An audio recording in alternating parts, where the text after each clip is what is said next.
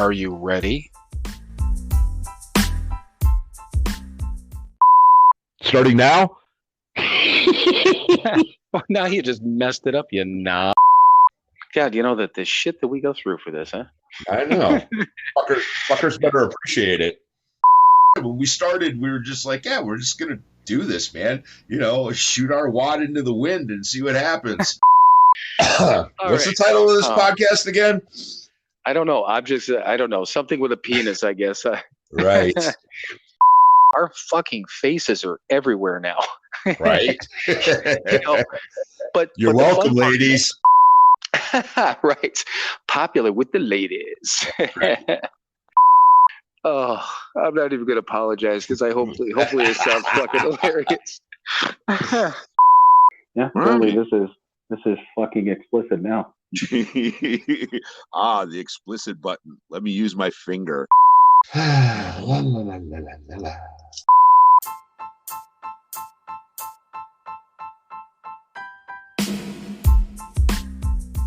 It is time for another episode of Sober, Not Mature. And that episode starts now. Alrighty, everyone. Welcome once again to another episode of Sober, Not Mature. And if everyone hopefully has been paying attention, everyone knows whose voice we're going to hear next. And you know what? I apologize. Well, no, I don't. Everyone knows you as Crazy Megan. So introduce yourself whatever way you want, Megan. I'm Megan, not crazy. Oh my God, liar. Wow, right out of the gate. Right, yep. Yeah, crazy scale number 10. Actually, today is a number 10. Thank goodness it's Friday. It's been a hell of a week. And so I'm definitely number 10 today. That's how I feel. So Crazy cool. Megan, number 10 today. Crazy Megan, you're the top 10 Crazy Megan. That's cool. Yes. But yeah, just a couple of things. And Megan, I mean, we'll get into your whole story and stuff like that. But we've known Megan for a really long time. Married to a very, very good friend of ours that we've known since pretty much almost the beginning. So right. Megan's unfortunately maybe on her end been around us for a very long time. But finally agreed to come on. But just a couple of things. And in the last couple of episodes, I was just going to bring up Project Clean and also our web store real quick, Mike, and then we can get started. But all right. Everyone knows that we've partnered up with Project Clean, Rory and his company. They obviously sell the soaps. He is listed on both of our websites, and so either our main podcast website, we've got a sponsor page for him there on our web store. We also have a page that shows his mission and a link directly to his site. And just as a reminder on that, 50% of his net profits go towards addiction recovery.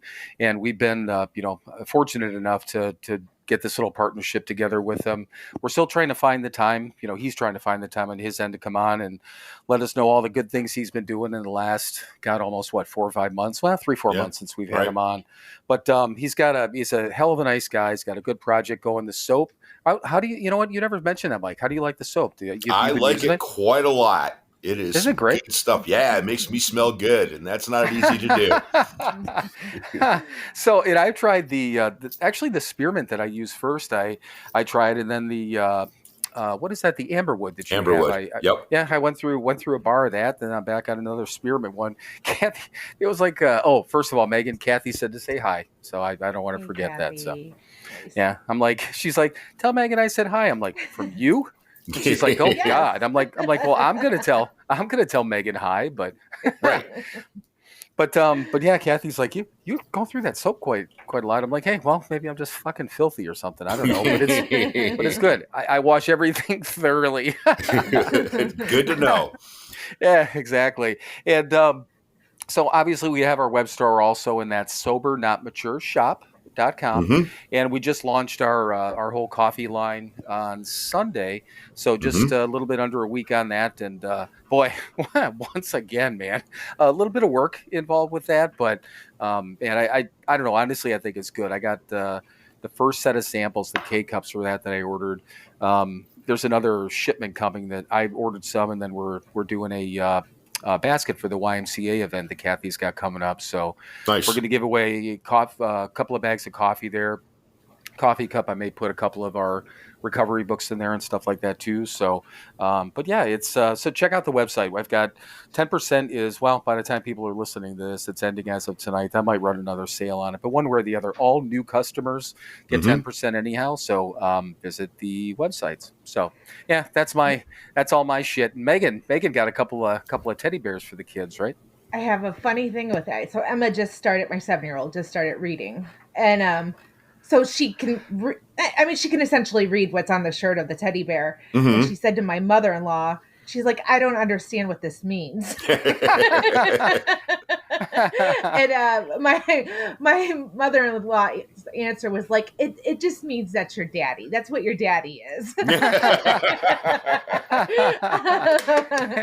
Yeah, it's just your daddy and all his crazy friends came up with that stupid name. So no, but that was great, and I know it took a while, and thankfully that vendor's back on track, because I had 2 other orders that I had through there that got they're speeding up again. But yeah, yours took forever, which I was not real happy about. But so for anyone out there, if you're ordering T-shirts or anything like that, any of the Sober Not Mature merchandise, there was a delay in their production side of things, kind of outside of their control. They just moved facilities, and they're back on track now. But yeah, the bears are kind of cool, and I posted the pictures up cool on Instagram, so that was cool. Yeah. Your kids are wonderful. Yeah, usually. Usually. Well, at least they have cool accoutrements. Yeah, right. Well, all right. So, Mike, I don't know. Do you want to go over what our format is? I mean, I know we're not really on a real format here with Megan, but do you want to go over what we usually try to do with people? Not a damn. No, of course not. I'm not telling her what to do. I know better than that. Right. Well, I told you I'm a 10. What are you trying to do to me, man? I don't know. That's why I was subtly trying to hand it over to you. Like, man, I ain't messing with this crazy woman tonight. Yeah, I know. Right. Yeah, well, it didn't fucking work. Megan, you do whatever the hell you want. Yeah, just, well, you know, Megan, yeah, seriously, yeah, do whatever you want, but usually, obviously, we talk about, you tell your story, we have conversations, we got plenty of things to talk about. You've done a ton in sobriety, obviously that I think is important for people, to know, but yeah. Start up. Tell us where you came from. Kind of like, consider this a lead if you want to, but you can handle it however you want. As Mike said, we ain't fucking with you tonight. So yeah, we'll make this a shorty, like the short lead. So I've been sober since October 14th of 2010. I started drinking in the 8th grade. Started off Jack Daniels from Rip, and started getting into drugs by the age of 17. And it just, I thought, you know what, at that point in time, I knew that I partied not like anybody in my high school, and I didn't care because I was having fun. And I definitely always, like, I prided myself on being a black sheep, right? Like, I never wanted to be one of those people that, ran with all the regular kids. Like, I always wanted to be outside the norm. And that's something that they always tell us. They say, like, we always think we're so different. And I always thought I was so different from the jump, right? Right. And again, it progressed. I did all these geographical cures. I went to college. And my family relationship started to strain. I grew up down in Texas, and my mom moved back to Ohio to be with my grandmother, who was getting sick. And she literally wrote me a letter telling me, like, I've moved back to Ohio. Like, you don't have a home to go back to on the holidays. And that's just to show, like, where our relationship had gotten to by the time I had gone to college. Right. And it was that fractured by the time I was 18 years old. And I didn't care. Like, I was happy she was in a different time zone. It was like, good riddance. I was so angry about so much at that point in time. I blamed a lot of things on the way I was raised. Thought I had been dealt a really crappy hand in life. Felt like I had to grow up too fast. And that I was often like the adult in my household. And so I felt like entitled to do these things that I was doing because, like, I earned it, right? Mm-hmm. And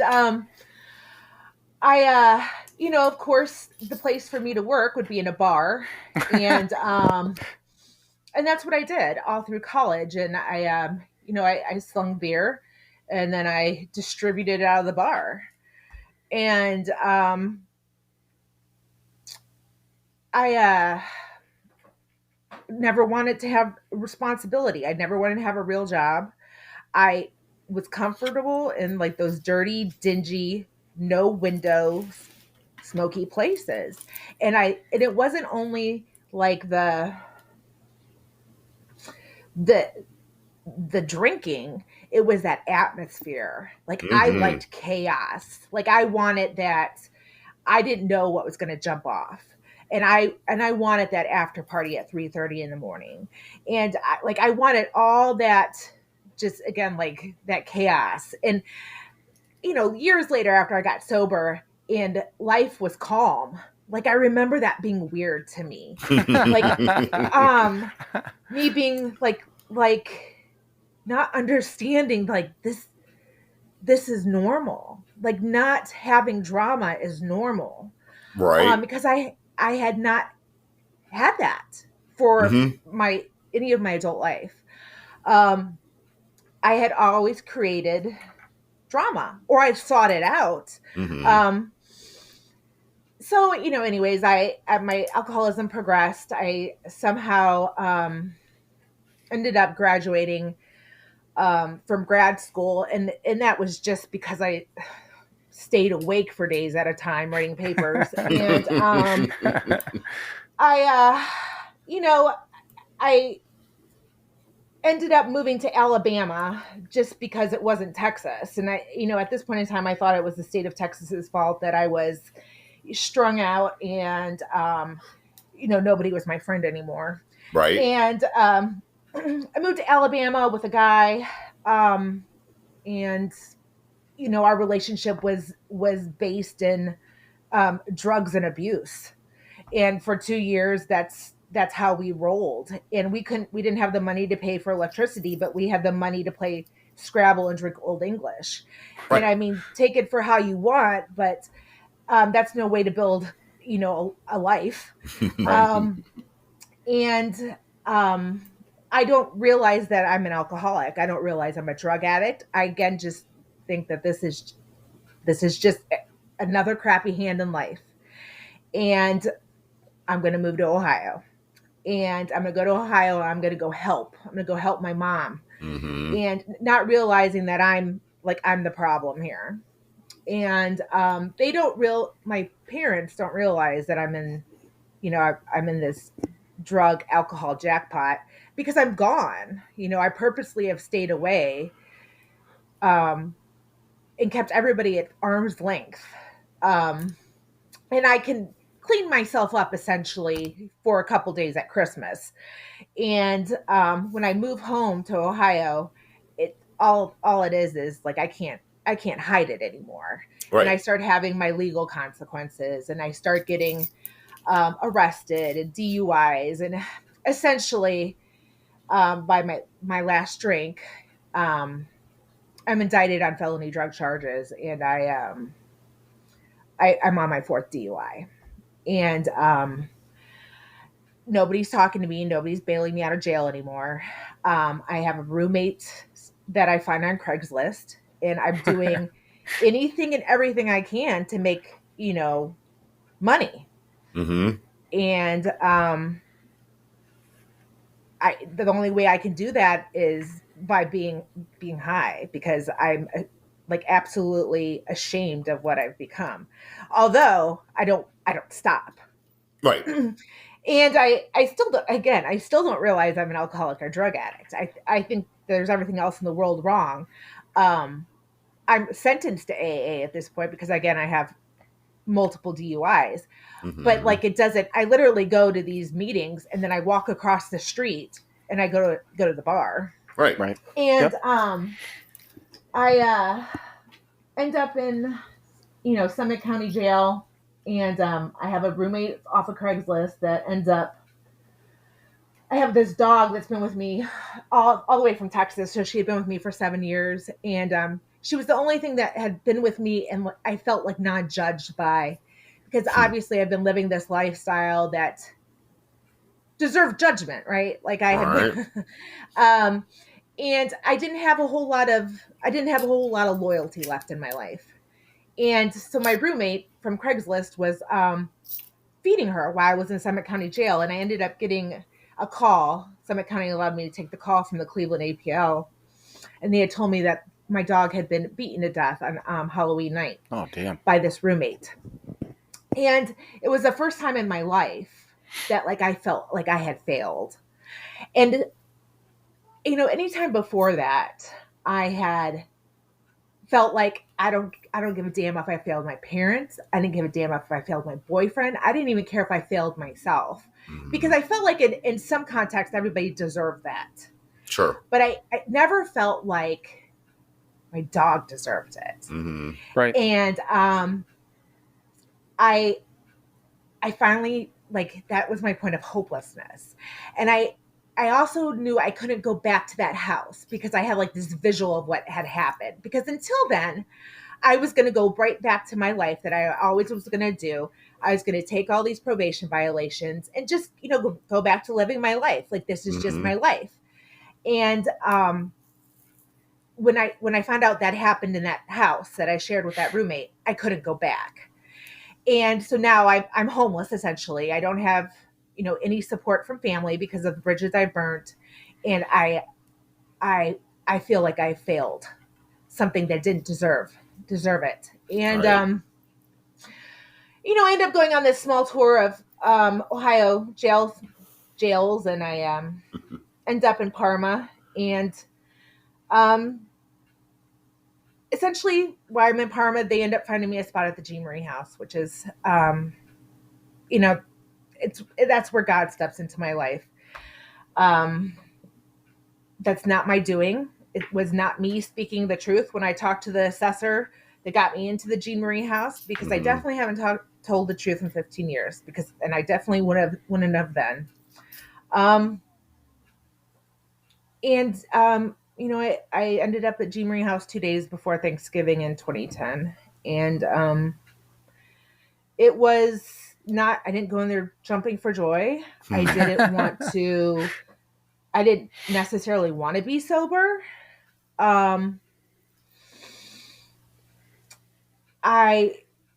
The assessor told me that she's like, you're an alcoholic and I can help you. And I've been told I was an alcoholic before that, but I always had like an excuse. I had always said, like, you don't understand. You would do this too, blah, blah, blah, blah, blah. And I always had like some rebuttal.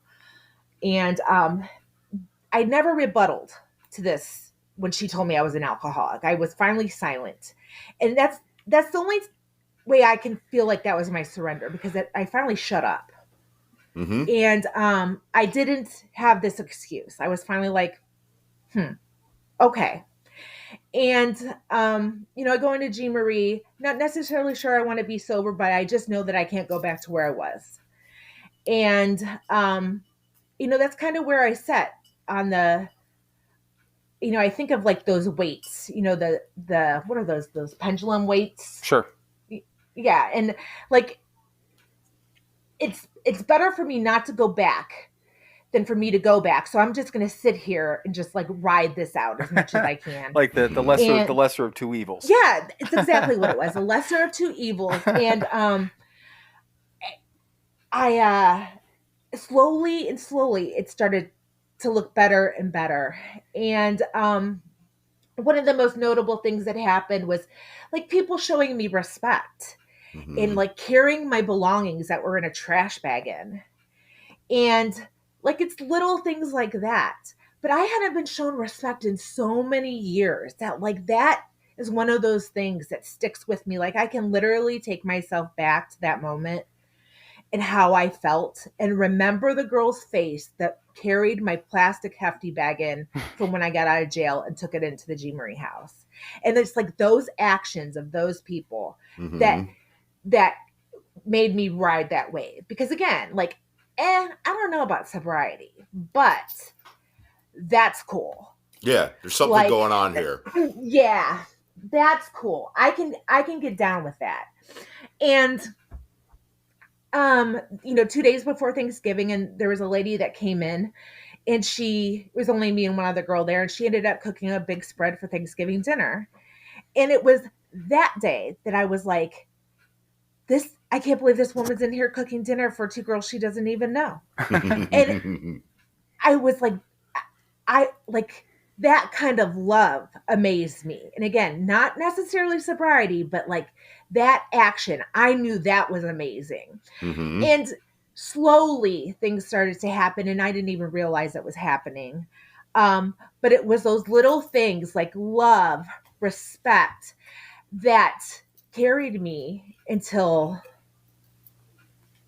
I guess at some point I wanted to be sober. And I don't even know when that happened. Right.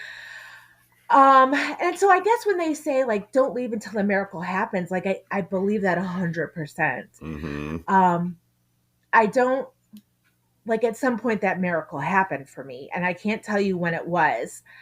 I was able to see, like, while I was there at Jean Marie, that like my dog dying didn't die in vain. Like my dog brought me, if my dog wouldn't have died, I would have felt like I would have had to go home to take care of something, because that was the only thing that I had any responsibility to. Right. And I would have gone exactly back to my own life that I'd always done. And I would have drank the way I always would have drank, and continue to get felony drug charges. And, life would have gone on the way it always was. But she died to make my ass sit down and bring me to Jean Marie, which then in turn introduced me to the 12 steps of Alcoholics Anonymous. Jean Marie did save my life. Right. The 12 steps of Alcoholics Anonymous saved my life. Jean Marie just introduced me to it, gave me the opportunity to be introduced to it. Right. And I think that's so important. Right. Oh, absolutely. I mean, that's what I used to say about the Keating Center. This is a safe place to be to get busy in AA. That's all that place is. It's all it was for me. Yes. And then it's up to us to take the action and get off our asses and do the work. Absolutely. Yep. Yeah. And, a lot of times I think the sober houses I love the Keating Center and all sober living. Sometimes I think they get a little bit too much credit because it's the 12 steps of Alcoholics Anonymous. Right. And, I was able to, be somewhere to sit my butt down and implement the steps in my life. And, that's it in a gist. Just in a big nutshell. In a big reduced nutshell, a 21-minute nutshell. A 21-minute nutshell. Yeah. I never thought I was going to be able to be, a social worker again, because obviously I wasn't living by a very good ethical code. We're all that licensed, social. Right. But like, now I work in the criminal justice system, which is nuts. It's, though it's probably the best place for me to be. Like, right. Those are my people. Right. Those are my people. So our people. Exactly. Yeah, right. Our people. So a couple of just quick questions with the story itself before we go forward on it. So were you when you were in Parma, you were in jail, and then you had to go through an assessment, and then that's how you got in Jean Marie. That's the only part I just wanted everyone else to know too, but I kind of missed that part. Yeah. The probation officer said, like, I'm going to get you an assessment, because he knew I was homeless at that point in time. And I said, okay. So he brought somebody in from like Recovery Resources, and she came in and we did an assessment. And that's when she said, you're an alcoholic and I can help you. Right. That was an astute assessment. Turns out later, I ran into her at a meeting. And she was actually in the program. Yes. Right. So, we know our own kind. Absolutely. But, yes, that is how that went down. She plugged me into Jean Marie. Right. Well, and it's funny. I know I went through I went through an assessment Well, two of them at a minimum. When I got my DUI, I know they put me through an assessment. I had to go through the drunk classes anyhow. Yeah. But then when I was going through my divorce with my son's mom, I had to go through another one, and and it's funny because you know, it's on paper, and you get to choose these answers, and I couldn't lie. It didn't matter. I couldn't lie my way out of it. It's still I scored up like Really? fuck me. I was super lying, and I was still on the scale. You know, I mean, if I would have been honest, they probably would have just fucking locked me up, and I never would have saw my son again. But the other thing too, and I know I've heard your story before, and I know I've heard you lead. I don't remember about your dog, you know, but it and I mean, well, my circumstance, he was my dad, you know, not right. but I mean, right. a dog passing away and having that, you know, that, like you said, that responsibility, that connection, all those sort of things, the time you have with, I mean, animals are family anyhow, you know, you fall in love with these little creatures, you know, but, and that's a weird part though. So you think about that, if that wouldn't have happened, the next thing wouldn't have happened. If my dad wouldn't have died, because like Kathy and I were just talking about something the other night that came up, and you know, she had said, she goes, you know what, and we have talked about it before. She goes, it would have been really cool, you know, if Dad would have been around, you know, while you were sober, and he would have really liked Mike and all your friends and all this sort of thing.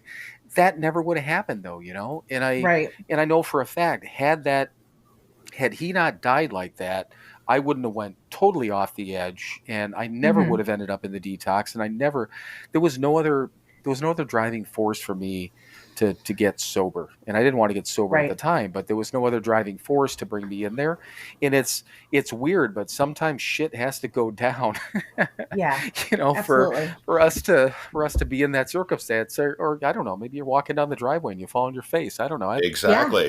Yep. In front of your daughter and your granddaughter, and you go, you know what? I really don't want to live like this anymore. Yeah, and you know what? It's Mike and I have talked about this so many times, and I probably talked about it openly all the time that I was in Cleveland. That it's one of the worst stories in the world, but one of my favorites, because it was that turning point for him. And when he tells it, I mean, I'll sit there and while he's leading and tell that, and everyone's kind of like all somber, and I'm trying not to fucking laugh, you know, because it's super fucking funny. But I know it ends well, you know, and I know had it not ended well, I sure as fuck wouldn't laugh. But you know, it's funny, but it's a poignant story, you know. And same thing with my dad dying, and you know, unfortunately your dog dying. I mean, it's terrible, but you know, it's these terrible things that put us in the right, like you said, that plug us into the right place, you know. Well, and it's, you know, I guess you'll hear two different things like in the rooms. Like some people say you have to come in here for you. This has to be all for you. Like, I don't agree. Does it matter what you come in here for? You can come in here because you're court ordered. You can come in here because Children's Services told you. I came in because of a dog. You know, you can come in because, you know, whatever. Right. But again, like, you don't know when the miracle is going to happen. I honestly don't know anybody except Leah came in skipping to detox, but which you can probably imagine. But that doesn't surprise me. Everybody else nobody wants to come in like to this situation. I mean, we're at our bottom, and so no matter what brings you here or why you're in the rooms, like, you don't know when the miracle is going to happen. So, you know, take it for whatever reason you're here. There's a reason, and you know, again, like, hindsight's 2020. You can look back at it and be like, oh, that's why that happened. Right. But in the middle of all the chaos and all the madness, you know, deaths and smashing your face and all that, like, you're like, what? Like, this sucks. Like, why does this keep happening to me? And, you know, you're in self-pity and whatever the case may be. But, you know, 6 months, a year, 5 years down the road, you can be like, that's why. And it happens every damn time. And you can always look back and be like, that's why that happened. Right. And it's without fail. So, I mean, it's the only way, like, I get through life today half the time. It's be like, God has never let me down. Like, in the midst of all the madness, why this time would it be any different? Why would he let the chaos, like, overtake me now for no good reason? Right. Like, it's always worked out in the end. And again, I can always see it later. Right. It's sometimes fun to figure it out later. I mean, again, not in the middle of it, but right. Yeah. Well, yeah. It's that's the faith thing. This is gonna work out because clearly, I got this far for some damn reason. Right. So Right. Yep. Yeah. Just keep doing the next right thing, and it's gonna be okay, even if it sucks in the moment. Yeah. So the other quick absolutely. thing, Megan, is, and I think this is important because, I mean, I came in when I was 41, Mike was 43. I think I can do the math and know how old you were when you came in, but do you mind sharing how old you were when you came in? 30. Okay. So, and the reason I bring that up is that, and Michael is he your same age or older or younger? Well, he is older. Is he? Okay. I don't, I like the way you said that. Right. Yeah, he's 2 years older. Is he? Okay. So, but still, he was like, so he was 32, but, and I say that because, so your sobriety date is in November. Mike and I are in April, but, I mean, we've got, almost 13 years of sobriety, each one of us coming in at different ages. And, obviously, the female side of things versus, guys, Mike and I coming from different backgrounds. And we talk about this all the time, that one of the reasons, well, a lot of reasons, because it's fun to have you guys on and shoot the shit with you. But, one of the reasons that we had talked about having more people from Cleveland is one of the biggest things we hear, especially from women in different areas of the country, is that, women walk into AA. AA is not, and Mike and I say it all the time, there's nothing like Cleveland AA. That's the first thing. And you can correct me if I'm wrong, but did you ever feel out of place as a woman going into an AA meeting or anything around AA? Oh, let me tell you. Well, Gordon Square's my home group, right? Right. Okay, so which is like a sausage fest, right? But and it used to be a lot worse. Like now, there's more women at it. But now I'm obviously going on a tangent now, but it's okay. So I didn't have a driver's license. Yeah, right. Tangents. So I didn't have a driver's license. They didn't give me a driver's license. Imagine after 4 DUIs. And so when I was working, I was working on the east side of Cleveland. I was living at Jean Marie, which is, Brook Park, all the way on the west side. So I was traveling by the Rapid an hour and a half every day. And so I had to find meetings off the Rapid line. Right. And which is how I came across Gordon Square, because obviously it's right off the Rapid line. And so I go to it. And when I walked in there, I literally sat by myself and was like petrified by the just loads of men that were there. And there's definitely a rough element at that meeting too. Yes. Oh, yeah. Yes, there is a rough element. Right. Yes. I'm being kind. Yes. And I, at the time, actually, Mike P. from our group of friends, ex-wife was there. And right, that's how long ago this was. Right. And she ended up introducing me to Alfonso, who said, "Kid, this is your job," and put me to wiping tables. Right. And that's how I got hooked into Gordon Square. And he ended up driving me home from Gordon Square every night. He's like, "You show up, I'll take you home to Jean Marie." Right. And that's how that all played out. And I got, assigned a job, and I didn't show up one time because I went to a concert, and I got a text message from him that said, "You better be in a casket next time you don't show up to your home group." So now I'm not there tonight because I'm doing this podcast. I'll probably get I'll probably get another text message that says, "I hope you're in a casket." Well, you can blame us for that because absolutely. We'll take the blame for this one. Right. But it was and another reason is because obviously when you're in the houses, they very much, because for the most part we're whores when we're out there. Sure.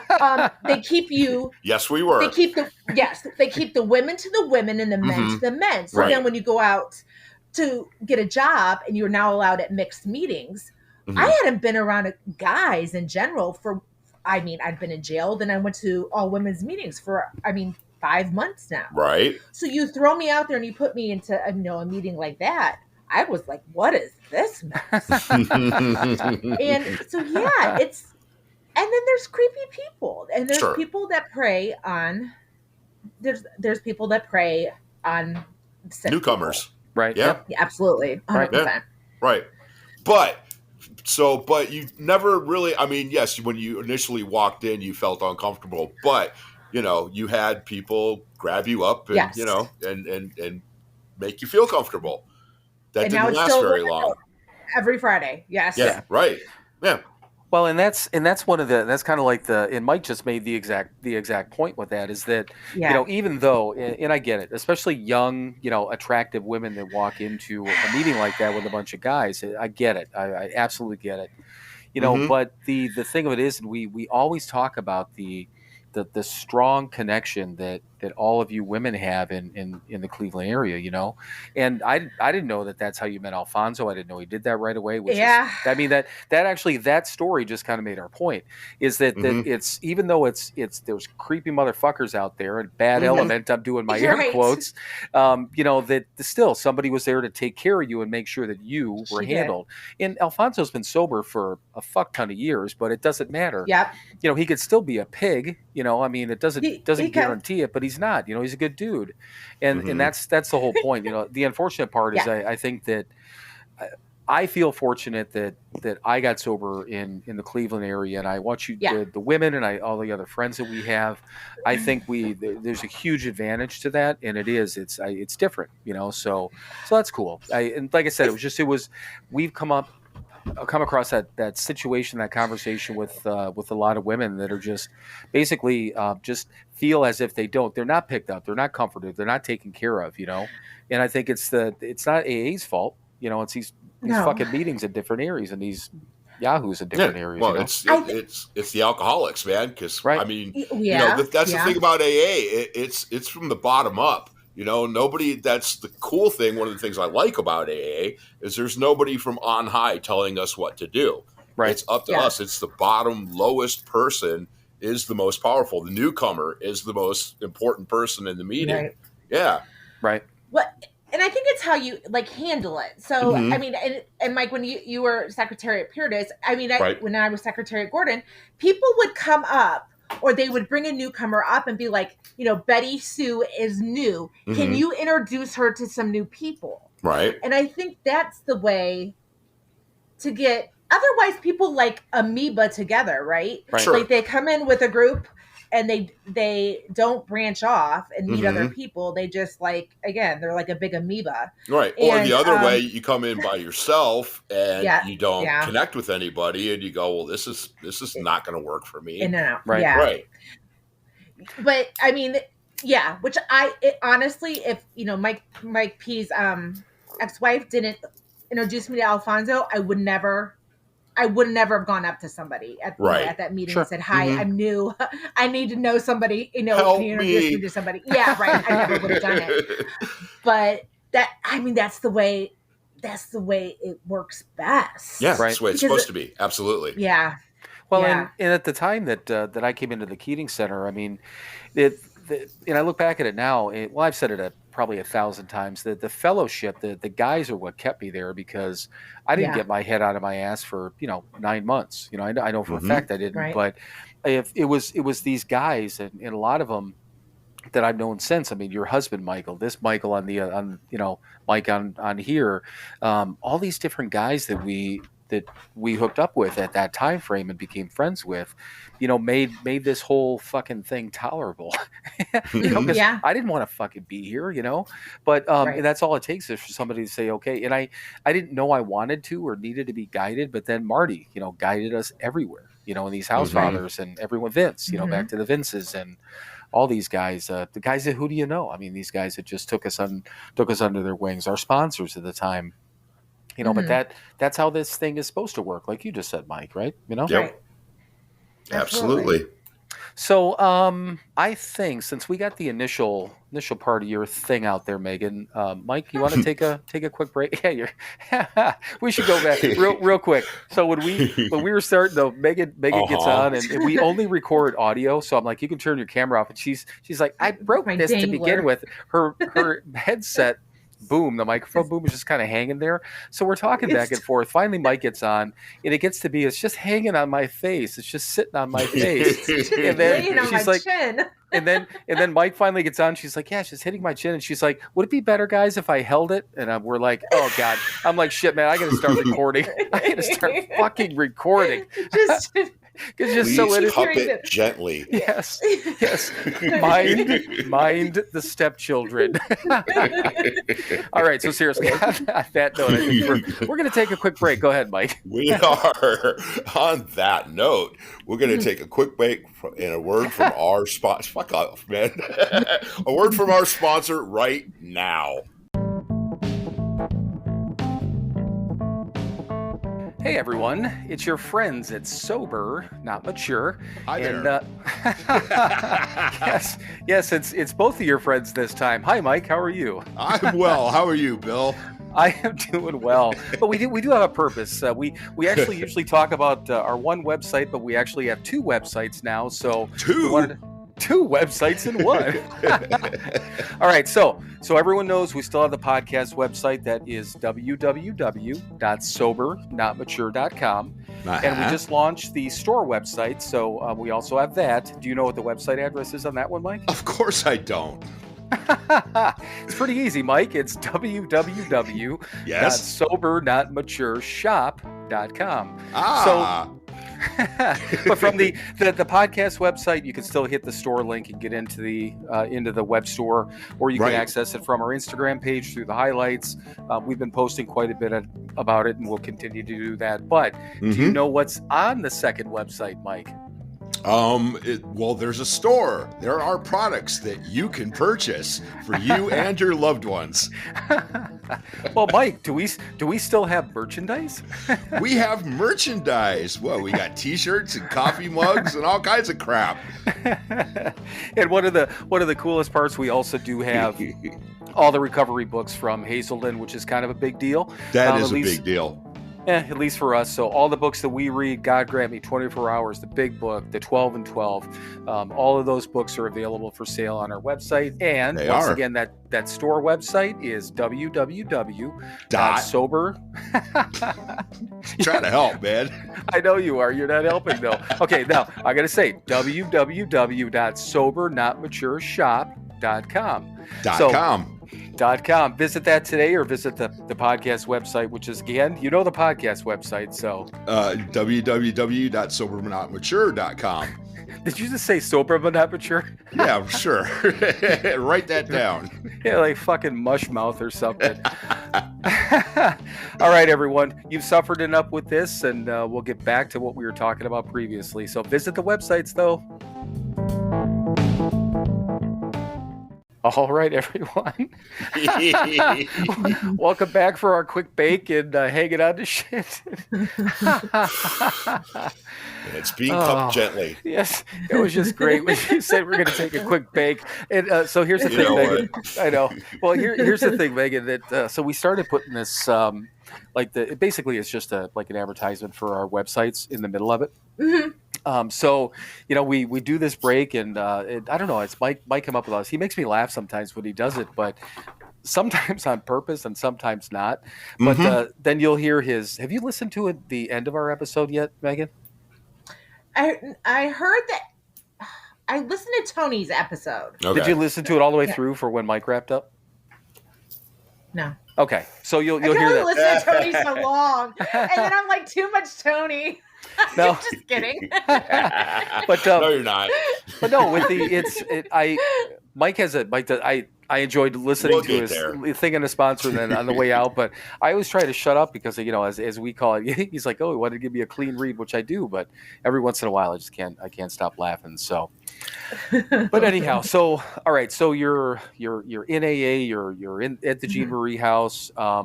Where do you go from there? At some point, I know you stalked your husband and snagged him, caught him in the woods or something like that, and dragged him home. Yeah, right. But no, tell us where you went from there. I finished up the program at Jean Marie, and on I hit my 9 months, and I was out the door on my graduation day, and I I've got a little apartment on the bus line because I still don't have a driver's license. Mm-hmm. And I continued to do what I was doing. You guys know I'm a pretty rigid person as it is anyways, but so Right. I was super rigid, right? And I was very much like going to the meetings that I was always going to. So I was still going to whatever, Brook Park 1250, all the things that I was doing when I was at Jean Marie. I continued to do that when I moved out into my little apartment in Lakewood. And doing groups at the Jean Marie house. We were doing those on Saturday mornings, and got involved in the advisory board. And I'm a social worker, so I work with mental health and substance abuse as it is. And I don't really know. I met Michael. Actually, we were both still at the Keating Center, so we weren't even supposed to hook up. So we did. Right. So we were an exception to the rule. It actually worked out. Right. We've used you as the exception to the rule. As the we example. are the exception to the rule. Right. Though, you know what? I will say that we did not move quickly. I had to. I actually, somebody bet me concert tickets that I wouldn't have the same behaviors that I used to have. And just because I wanted concert tickets so bad, that I did not sleep with Michael as quickly as I probably would have typically, because we're supposed to do things differently, right? Right. And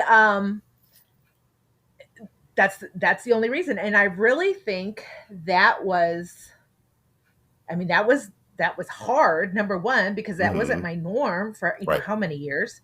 And it forced us to get to know each other. And so yeah, we are an exception to the rule, but we definitely took our time because I wanted to go to Journey. That's why. I just think that's funny, and I'm clearly he knows that story, but I don't know that he does. He knows the story. The story. I don't know that I've ever heard that before. You're like, no, I'll show you, man. I want my fucking Journey tickets. He ain't getting shit. That's exactly what happened. So, but how far along? Like, how many months were you guys? And I don't remember how many months sober you guys were, because his sobriety date's July, yours is November, so he's a little bit ahead of you, I know, in time. But I'm October. Well, I'm October. He's July. I met October. him in June. November. Okay. I don't know. We got married in November. Oh yeah. I met him in June, so I met him at 11 months. Okay. And so I was right at 8 months or something. Right. Yeah. Well, and there was a couple other people that got. I know Joe K got involved pretty quickly at that time. For actually moved in with Jess at that time, and then there was a couple other people, right, Mike? I think friends of ours, or were those the big two? But I do remember. I mean, the thing of it is, I told Michael he's got to come on too, and he's like, to what? Like, the podcast, man. Just don't worry about it. We'll work it out for you. But I remember when he came in, because I mean, obviously it admittedly wasn't his first time through the Keating Center, but so I remember, and we were both Mike and I were house fathers when he came in, right? But we're only a few months sober. It's not like we've been there, for fucking ever. But the thing of it is that I remember sitting in groups and anything like that with him, and just how focused he was, and he's just like, I'm fucking done. I remember one group we were in. I have no idea who it was, but whoever was leading the group was losing control of us as a group. And Michael finally he openly kind of stood up and just said to everyone, "It's like, knock it the fuck off, man." He goes, "I'm trying to learn something here," something along those lines. Do you remember that? Yeah, really? Yeah, I do. Oh yeah, he was. The other. Well, here's the other thing. Well, here's the other thing too, is that he was always there. He would come up to both Mike and I Mm-hmm. to say, what can I do? I already did this. What else can I do? He'd always be there to help us, Yeah. So, I mean, when I say Yeah, that we right from knew, the get-go, yeah, Michael was definitely, we knew he was fucking serious. That's why we gravitated to him. I did, yeah. for Oh, sure. no Yeah. doubt. It's like, this Yeah. is a guy I need to hang out with because this is a guy who's here for the same reason I am. Yeah. Yeah. Yeah. So, I mean, really, Huh. so like literally right from the start, and that's the best way to put it. We gravitated towards him, and he was always there for us. And I mean, we didn't really hang out, at that time, but then Mm-hmm. we all ended up in the 3/4 house, and that's when we became, obviously really close then. But Right. but my point with that is that I just know how focused and determined, and I don't remember that. I remember him coming back to the house going, "Man, she won't fuck me or anything like that." But I don't remember those exact words, but No, neither do I. but I'm sure that he cared, but he didn't care because he was just like this thing. I think he was in it. Well, clearly he was in it for the long haul. I mean, Mm-hmm.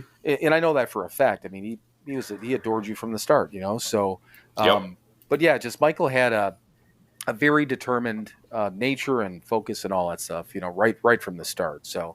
So again, you basically locked yourself up from Michael, and then I did. I locked it up. then what happened? He ended up moving in because they shut Cecilia down, Right. from the guys. Right. And Oh shit! I for forgot about that. Okay. Yeah, they said they gave you guys what, like 3 weeks notice, and said 2. Yeah, we were. Yeah. Mike and I figured out it was like 2. Yeah. Yeah.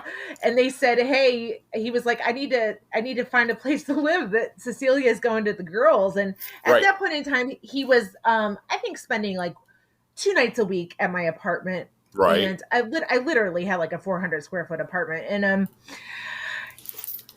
we were like, well, you can either get your own apartment or we could split the rent. And which is funny. We've continued to do our bills the same way since the moment he moved in. From that point in time, we have, we've maintained. You guys make fun of us when we play poker because we're separate and he pays Right. for himself and I pay for myself, but we have never intermingled because we have always maintained separately. But Right.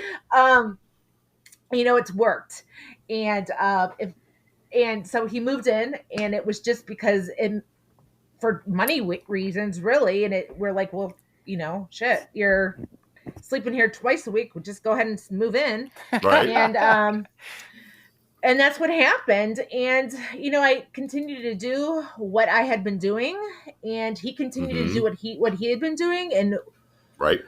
we maintained separate programs, and we actually do to this day. We still, we have the same home group, but we never sit together. It's another thing I think is important if couples, Right.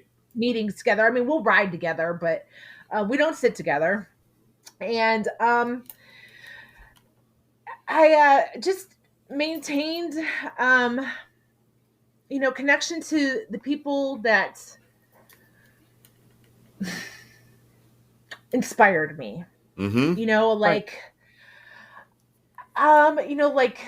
Leah, Michelle, Right. the people that like had something that like inspired me, and I felt like I could turn to. I admittedly have never been friends with any of my sponsors. I've only had 2 sponsors, but I've never been friends with my sponsors.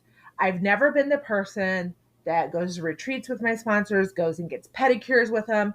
Like, my sponsors are, I call them, I tell them what's going on, and it usually has to be some serious shit going down for me to call them. Right. And or a sponsee issue. And both of my sponsors are big book thumpers, and they give me a spot in the big book to go to, and then we part ways, and then we'll touch base again. But my friends are the people that on my day-to-day life. And I made sure that I was connected. I was strongly connected to them. And life goes on. I end up getting married. I have children, and balance becomes an issue. And the ability to go to, the 5 meetings a night and the whatever isn't I'm not able to do it anymore. Sure. Right. And I remember there was a lady named Chris that made a comment once that said, you don't get sober to sit in a church basement. Exactly. And I love that comment. Mm-hmm. And it's whenever I'm like down on myself because like I can't get to all the meetings I get to, because it's like, admittedly now I do a Thursday night Zoom meeting, Mm-hmm. and I do Gordon on Right. Fridays, Right. and I would, it'd be great if I could get to more, but it just can't. I have, Mm-hmm. 2 little kids. I have a husband that's in school. I have a full-time job, and I didn't get sober to sit in a church basement. Right. How many times have we said? Actually, how many times have you brought that up, Mike? A lot.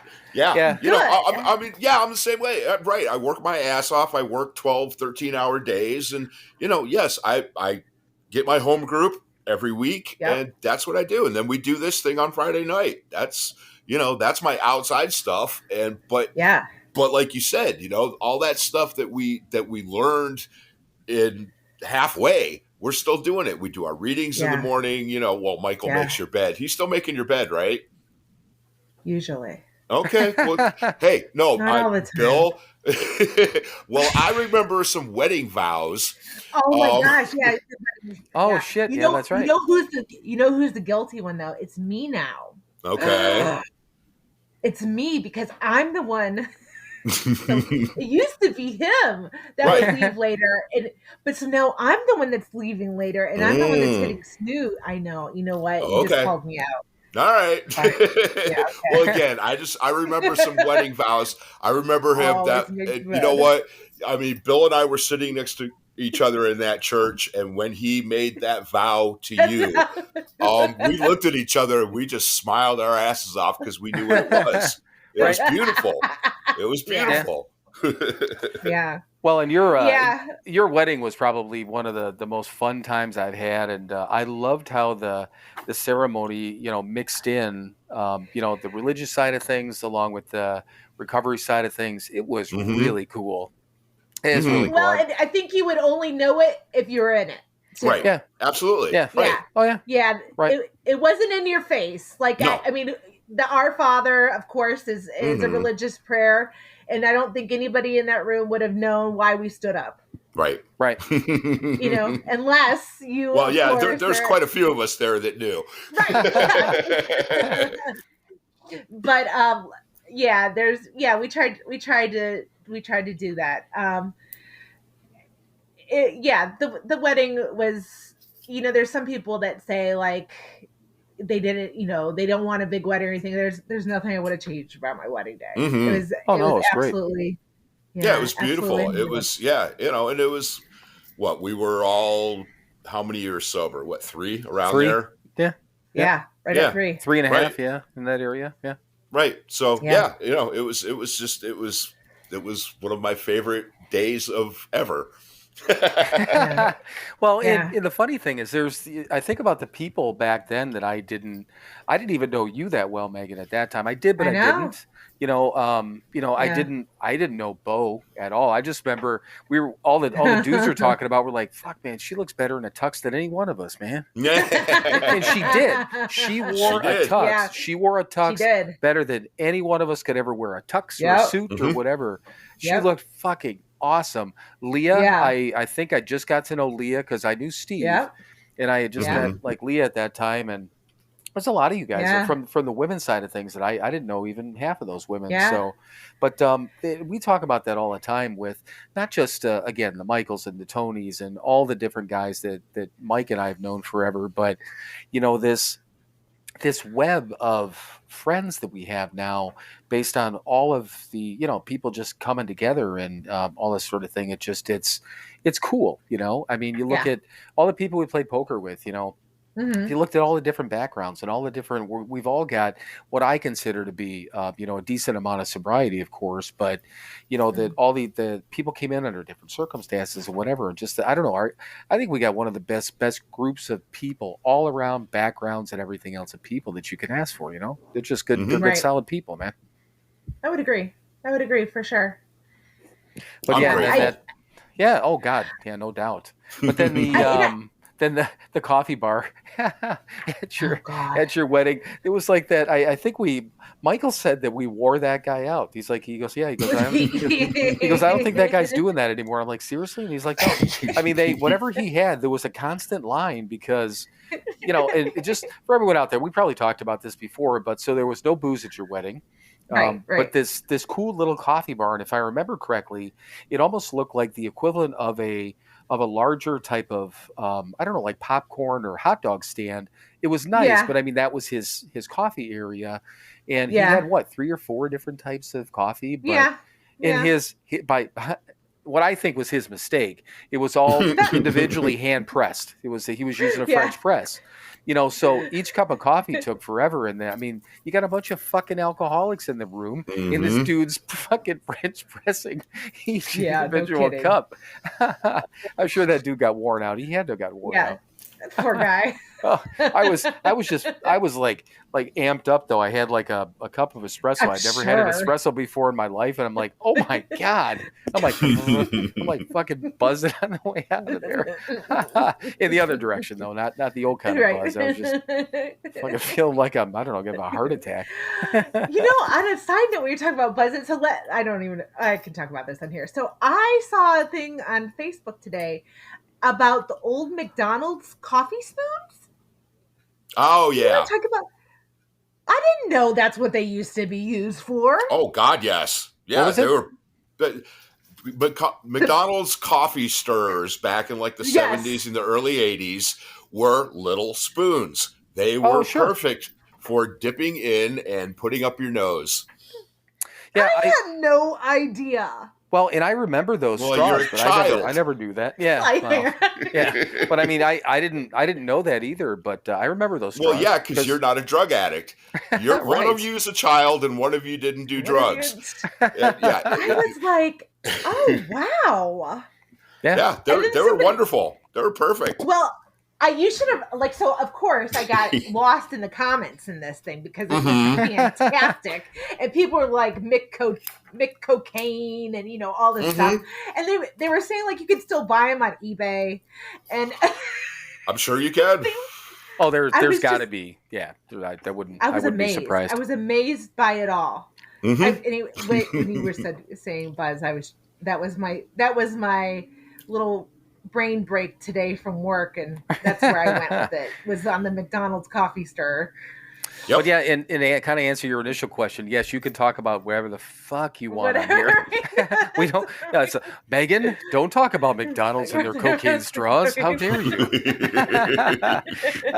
So other quick thing that kind of ran across my mind as you were telling your story before. So everything that you were just talking about, you mentioned God a couple of times. So as a higher power, do you consider God, like the church God, to be your higher power? So, yes. Though he doesn't have.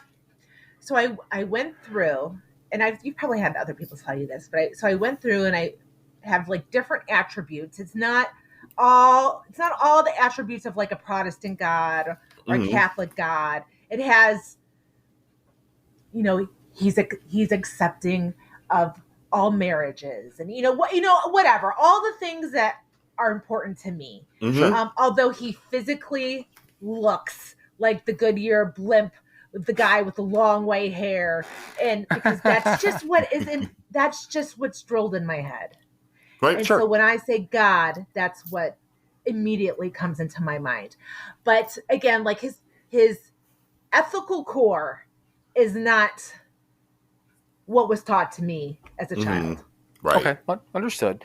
And the reason I asked that is that and we've had I don't know, God, probably what Mike, 12, 13, 14 people on, I think. Something like that.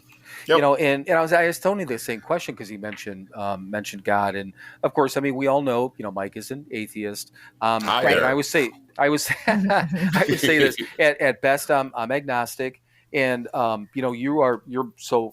Correct me if I'm wrong. So you're more on the God side, but kind of Yes. a dressed up version of, your own version of God. Yeah.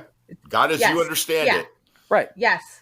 Yep. And Yep. I think about that because it's that I try to make that point to people like Founders Day and stuff like that. Some of the speakers that we've seen up there, some of the people we know, just the fact that again between Mike and I, and then other people that we know, because so many people, myself included, I thought that I didn't know. I mean, my dad being an AA, I think was a truer type of God guy. He didn't go to church on a regular Mm-hmm. basis, but he had that background, and I Mm-hmm. think he was a God guy. So Mm-hmm.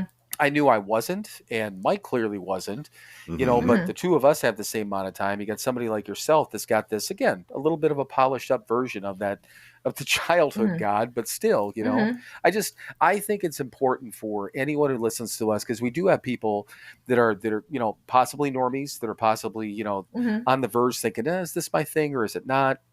Do Mhm. I want to get sober, whatever the deal is? So it's just things like that I think are interesting and worth pointing out, because AA, number one, or a 12-step program or not, it doesn't have to Mhm. be, nobody has to fit in a perfect spot. You can Nope. Right. you could be and feel and think other things and still be sober and stay sober for, between the three of us. Oh shit, we got 36 years all together. Isn't that fucking Mm. crazy? Nice.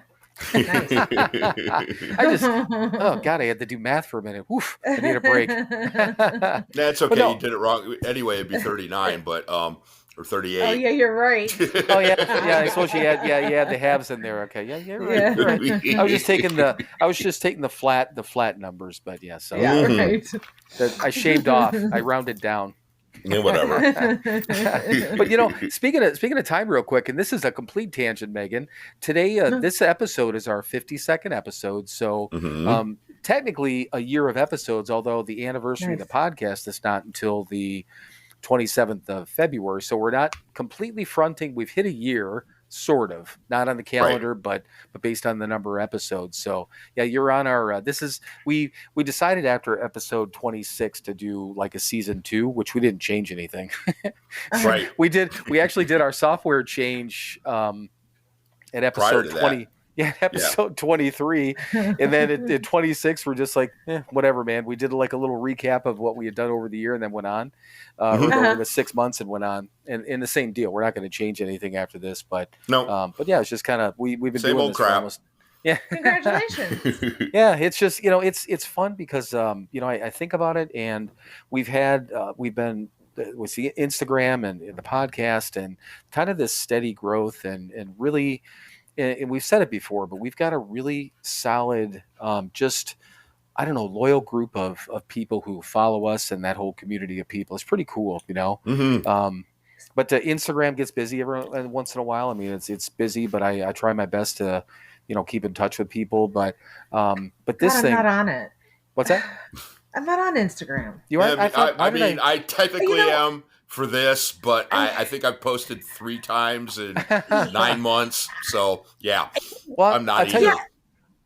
I would have Linda, never. I'm on there for like I do reviews for products, and that is the only reason I'm on there. Oh, Mhm. okay. Well, see, Okay. I never would have went on Instagram. I thought, because from a personal standpoint, I didn't see the point, but I joined Instagram like a year ago in like early January, I think it was, because I had heard, listening to other sober podcasts, it was a great way to connect with people, and that there was this huge sober community on Instagram. So that's why I originally joined. And then again, on a whim, we started talking about this, and then set up the SoberNotMature page, and then went on from there. But as an individual, for just like, for what I use Facebook for, which was just posting a bunch of fucking nonsense, Mhm. I never would have done that on Instagram. But it's a great tool from sober people. There's great connections we've gotten on there with sober people, but also for this and now the web store and things like that. Instagram's a great tool for that. I just wouldn't have used it on a personal level, but yeah, it's been cool. We've been doing all this stuff about a year So or so. what's a goal for your within the next 52 episodes? You got to make a goal.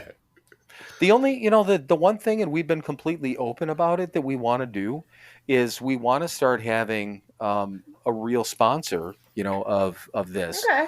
We've done one of the reasons, and we've been pretty open about it. We haven't tried to hide it or anything like that. We've got merchandise that we sell that, we haven't Right. made a lot of money off of, but any money on that has gone to offset costs of money that we've spent to do this or the web store stuff. Mm-hmm. We started placing that ad, which is just about our websites, in the middle of the episode on purpose, so that when we start approaching people, they can hear how we fade in and out of it. And the same thing at the beginning, when we talked about Project Clean, we've done that for other people, and we're Mhm. never going to do anything to charge Project Clean or Rory. I mean, if we do something with him on a business standpoint, we're not going to charge him to promote him, because we just believe really, really strongly in what he does. But there's that would be one of and Mike and I talked about it. It'd be cool to have somebody sponsor it and have that type of growth, But I don't know. I mean, other than that, it's just all we want to do is just keep the feedback that we get is been wonderful, and that's what we talked about it. That was our main focus of that the 6-month talk, right, Mike? Where that episode 26, we just talked about how grateful we were about this actually seems to help people sometimes. It's fucking weird. Exactly. I mean, we started this thing off just, for us to get together and shoot the shit, basically, and put it out there. And apparently there are people out there that listen to this thing, and it does something positive for them. And that's the coolest thing I could have ever hoped for. And all I give a shit about is that kind of keeps going. People listen to this and feel better and maybe do something better with their lives, and make lives of the people around them better, and shit, whatever. That's all I care about. So, and I almost forgot about it now that and I wrote it down here, of course, but I almost forgot about it. So obviously, Megan, you never met, well, no, you wouldn't have met Katie yet, my son's girlfriend. He's been with her like a year now. She's super fucking cool, just ridiculously cool. I adore her. She was texting me the other day and said that she has actually been listening to our podcast. And so she works in an industry, and I'm not going to obviously out where she does and all that's different stuff, but she works with people like us, where there is an alcohol and drug abuse and some mental health things and that sort of thing. But I'm trying to think that, oh wait, let me think here. Okay. So she said, I've been listening to the podcast, was listening to the podcast this morning. Haven't had too many chances to sit and listen. She was still on the 4th episode, and she said, well, you guys each talked about the first 30 days. She goes, I just wanted to share that I appreciate how open you guys are. So many of the things that you both talk about are things that I see in my residents.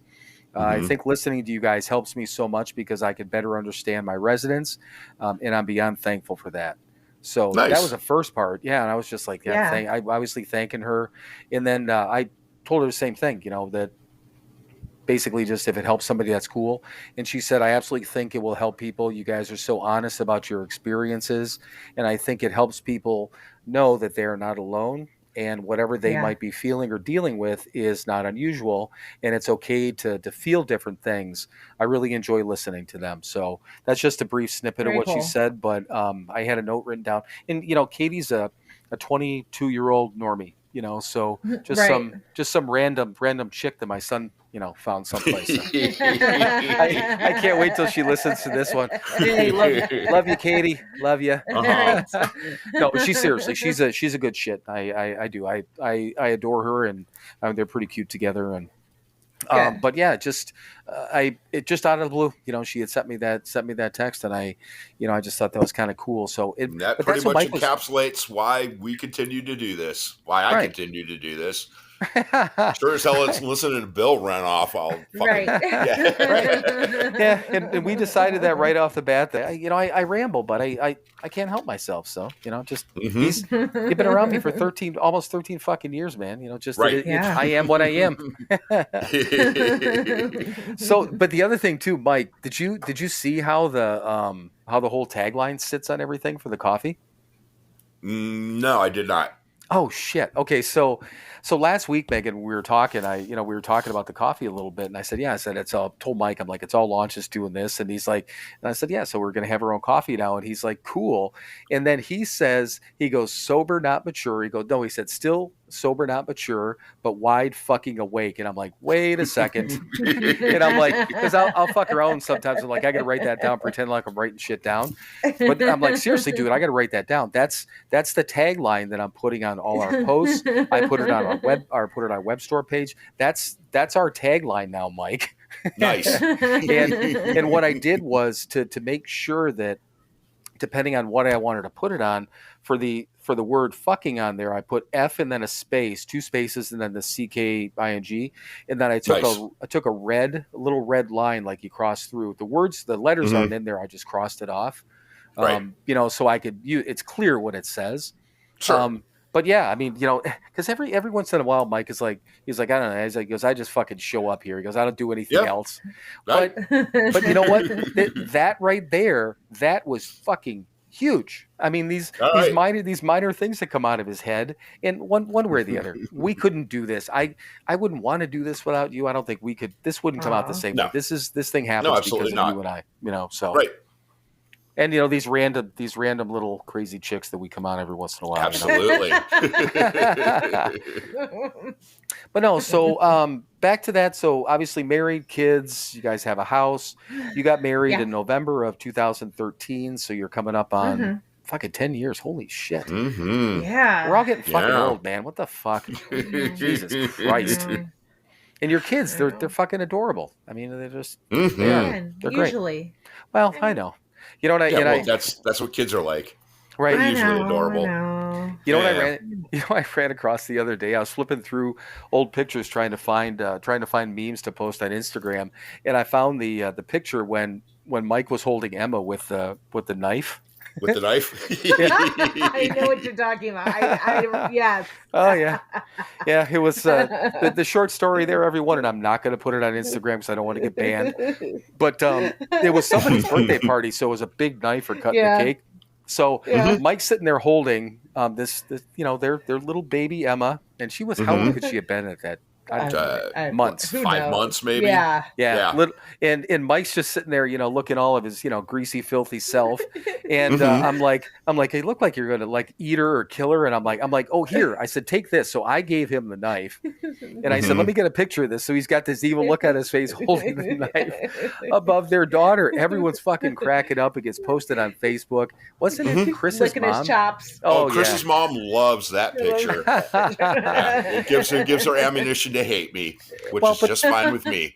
The problem is that you took all the heat for that. I gave you the fucking knife. I know.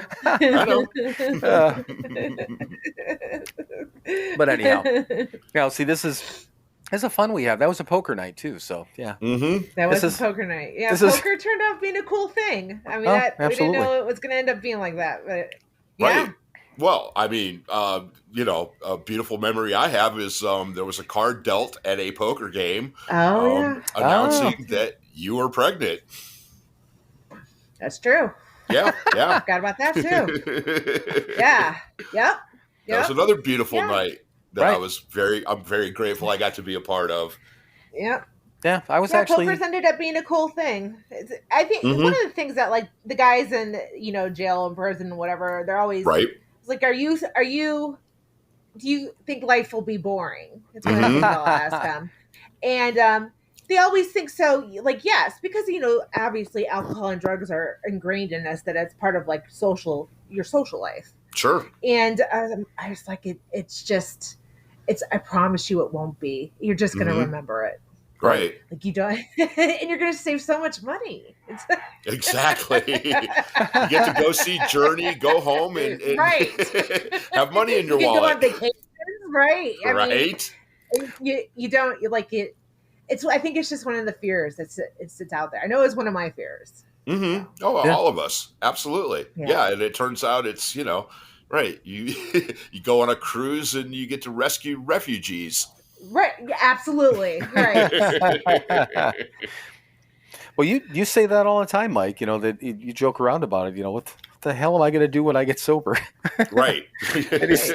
We don't have time to get all this shit done that we do now. It's like before Exactly. we tried to, as you mentioned before, that we just neglected everything else so we had time to drink. But I think that's a common thing for. I mean, I know it was for me too. I think that's a common thing. If it's not, for most people that get sober about what's life going to be like. Absolutely. Yeah. What am I going to do? Yeah. It's going to be boring and dull, and it's anything but. Right. Yeah. Absolutely. Yeah, I was telling Megan, I was telling Michael that Mike and I are going to see the Foo Fighters at the Harley 120th in Oh, nice. Yeah, in July. So just random, but it's up in Milwaukee, and I just happened to see that the Foo Fighters are playing. I'm like, wait, what the fuck? So I bought 2 tickets, and I'm like, somebody's fucking going with me. I'm like, I'll ask Mike, but I'm like, what? I'm going. I'll go stand there by myself for $250. I don't give a shit. I'm going. So yeah, we're going up there. I was telling Michael, he's like, you guys are going. I'm like, yeah. I said, since I don't live there anymore, I have no idea where we're staying, but we're going to be there. But you'll be there. I guess note to self, I gotta figure that out. But that's the thing though with those Harley things like that, especially. I mean, you take a band like Green Day's coming in Friday and the Foo Fighters on Saturday. Hotels just in general, they probably sell out a couple of years prior to those events anyhow. But I'll check around. We'll figure out something. Even if we gotta, I want to check and see if they have. Sometimes they'll run like bus routes down there from some of the outlying areas. We could do that. We'll grab a hotel out in some area, and then there's these again like frequent flyer, not whatever freeway flyers they call them that run downtown. So we'll see. We'll figure it out. We will. But so what else, Michael? What else, Megan? Michael. Sitting there, keep talking to Michael. So what else, Megan? Tell us. So is they would wrap up like an AA lead. So what do you do today?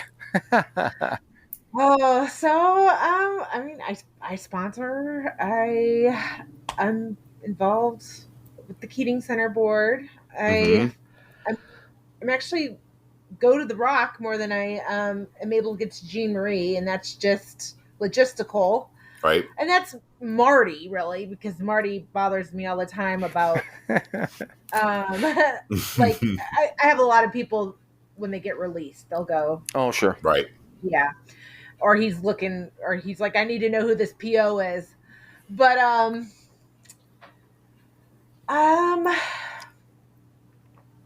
so are you still doing Thanksgiving?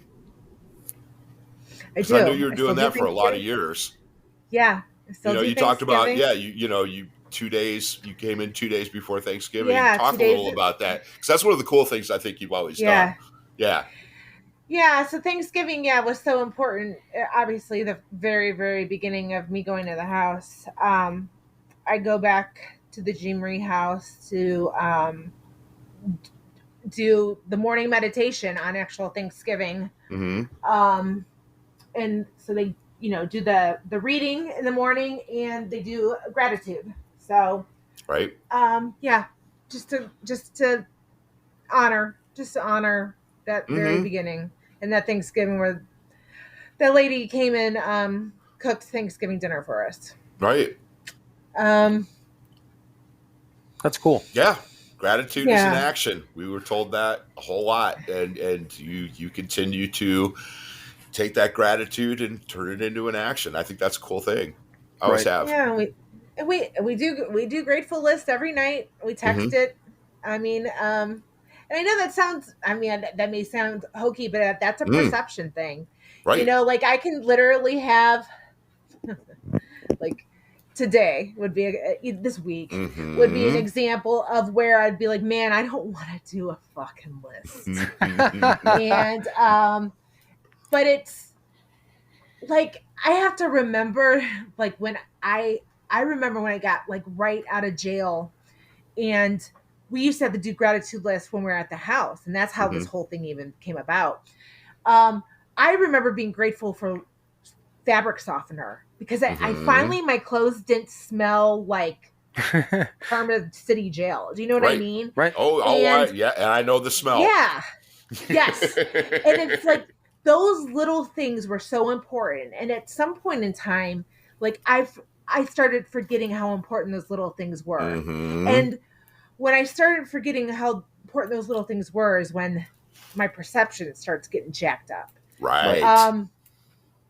So continuing to do these grateful lists. So like tonight, I may have to sit here and be like, I'm grateful for hot water. Mm-hmm. I'm grateful for a roof. But like I am. Mm-hmm. Because there's definitely been times when I didn't pay that bill to make my water heater, Right. Hot.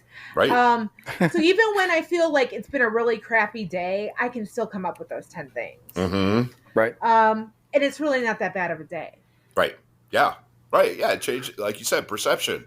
Yeah. I mean, I don't do it on paper. I don't share it with anybody, but absolutely. Right. When I lay my head down at night, I find things to be grateful for. I have to. You have to. Right. Because I'll wallow in my shit because that's what I did for 43 years. Yeah. So for the last 13, I've got to sit there and go, no, asshole. You have the roof, you have heat, you have lights, you have fucking cable, you have a car, you have absolutely, and more importantly, I have peace and I have serenity. Right. Even when I don't in the moment, it's all fucking chaotic and I'm pissed off and blah blah blah blah blah. No, I really, you know what? I still, even in that moment, I'm a hell of a lot better than I was 13 years ago. Yeah. Right. Yep. Absolutely. Yep. You know what's funny is that, and I was just thinking about it. I remember when it was, but I think I was probably 4 or 5 years sober because I've done a 10-step at night. Mm-hmm. Well, from the start, ever since when I went to bed, I lay down. When I lay down in bed, I go over that in my head. But what I was just looking for I was probably 3 or 4 because I was in Madison when somebody brought it up. I was just looking at, did I do anything bad? I never looked at the good that I did. Because I didn't know. I don't know if it was just, again, how I perceived that it should be done, that, the when we're wrong, properly admitted it.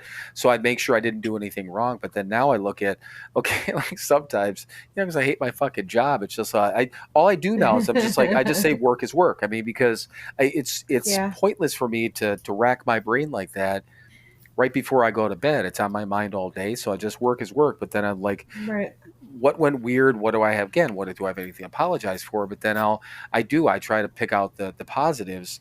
And I'm pretty sure I was probably in Madison. So 3-4 years sober that it occurred to me that I could look at things I actually did well.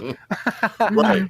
Well, yeah. I mean, when we do our 4th step, when we take an inventory, and the 10th step is an inventory, I mean, it's in there. We're supposed to look at the good and the bad, the pros and the cons, the positives, the negatives. That's the whole point of it.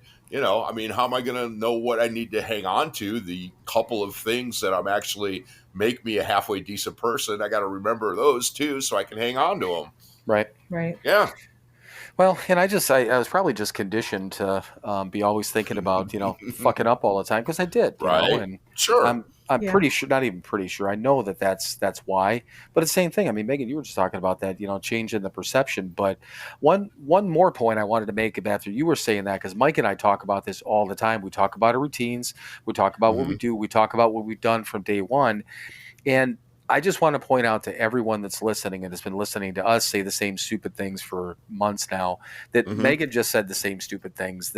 And so there's a point behind this. And same thing when Tony was on. We didn't preface anyone. When people come on, we don't tell anyone what to talk about. Right. But I think that's there might be something to this thing, this routine, this repetition. Because there's 3 people on here that have been sober about the same amount of time, and we're all of us are doing the same things, not step by step, but the same process every single fucking day for this amount of time. And it does matter. Fucking matters. Right. So I think of it like, you remember, Jenga. You remember like the Jenga towers. Right. Yeah. Sure. So like I think of like all those pieces and parts, like prayer, meditation, going to your meetings, all that stuff is each one of those blocks. And like, if you take one of those blocks away, and I don't know what block it is, the tower is going to crumble. And I am just too freaked out to take one of them away. Right. Because I don't know which one it is that holds it all together. Right. And so that's that's just kind of how I roll with it. Right. Absolutely. And plus, I kind of like this tower that I've built. Right. Yeah, I don't want it to fall down. Right. But I was almost laughing when you said that. Mike and I say exactly the same thing with our daily thing. We don't know what we can take out. We can add to it. We were taught that, How do we know? Yeah. What it's that one little thing, like what are our three things, Mike? You talk about that all the time. If we take one of those things away, I don't know. Am I going to drink? Right. Yeah, absolutely. Right. Yeah. Making our bed every day, pizza on Friday night, and spite. And that's been our thing for since the summer of 2010. So Yep, right. absolutely. when we started eating the pizza every Friday night. But we don't know. What if I mow down pizza every damn night? As we do this, and usually pop a couple of Gaviscon beforehand because I eat so goddamn quick, and I'm like I get heartburn. I don't give a fuck. I still eat it. I still eat it. So Megan, what else? I mean, this is again your time. Anything else that you wanna share? You want to talk about or anything? Or you just want to tell us to fuck off? You're done. And it's fine for a minute there. I'm like, if you hear that complete silence, so what? Hello, is anyone there? I don't. Yeah, no. I'm thinking. I don't really think so. Okay. I mean, we're good. I think we've covered a lot. Yeah. Yeah, we have. But I just wanted to give you the opportunity in case there was anything else that you had on your mind. So.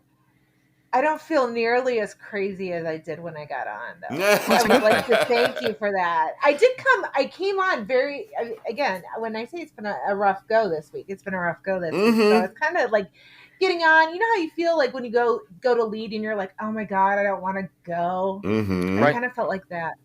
Yeah. Oh, Mike does. Mike does every week. Yeah, absolutely. Absolutely. I get on and I go, fuck, I got to go do this podcast thing. And then when we're done, I'm happy. Yeah. Yeah. So, and it's appreciated. Like a lot of things that this program makes me do. Fuck, I don't want to do this. I don't want to do this. And then I do it and I'm better for it. Imagine that.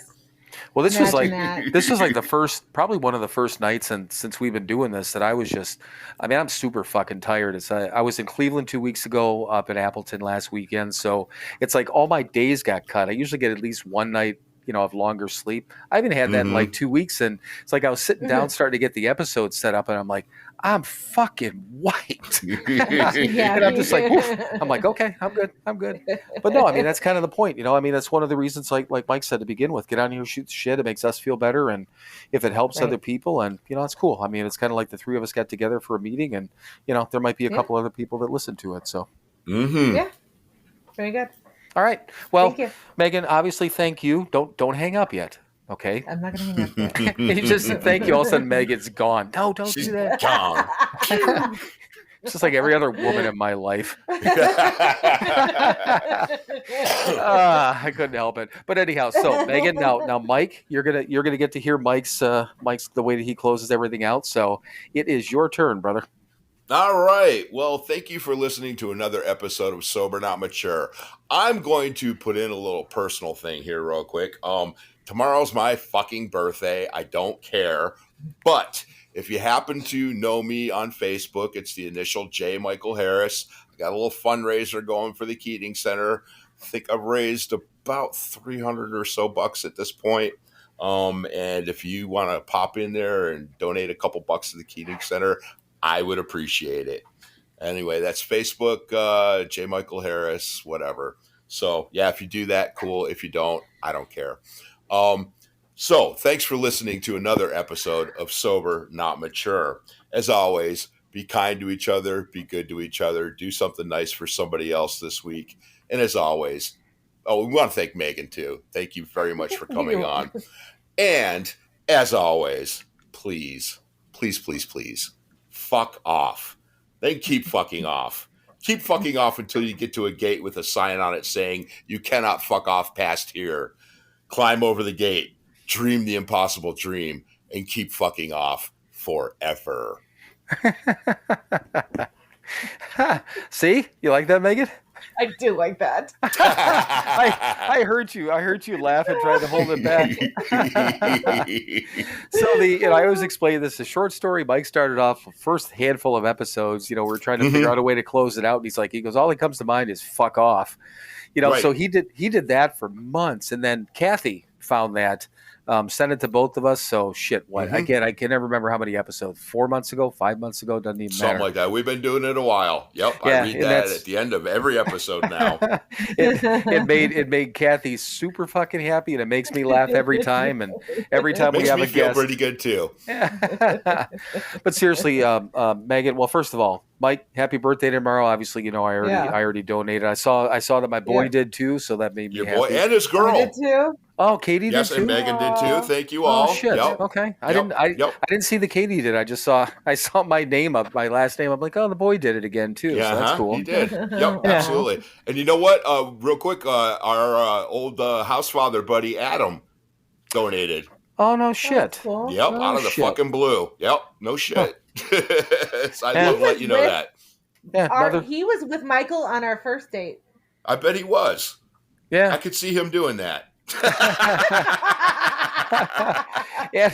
Adam was a good dude. He was another one that we hung with. We were really close with Yep. him. And then, Yep. yeah, I mean, he's from what I understand, he's still sober though. I mean, clearly, Mhm. right? Or yeah, Yep. that's cool. But no, seriously, obviously, I'll sure I'll say it otherwise. But happy birthday to you, and I know Mhm. you've gained or earned a lot of money for the Keating Center already, which is cool, and that's Yep. kind of the point of this thing. So. Yep. All right, so Megan, once again, Mhm. this was great. It's a lot of fun. Thank you. Mhm. Obviously, Mike, I'll talk to you soon. Megan, I'll see you soon. I love you both. Yep. And yeah, Thank you. you're welcome. Love you guys too.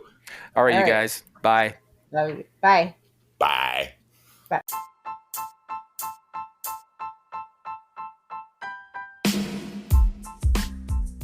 As always, thank you for listening to another episode of Sober, Not Mature. To access all of our content and interact with us, please visit our website, SoberNotMature.com. Thank you again for listening, and we will talk to you soon.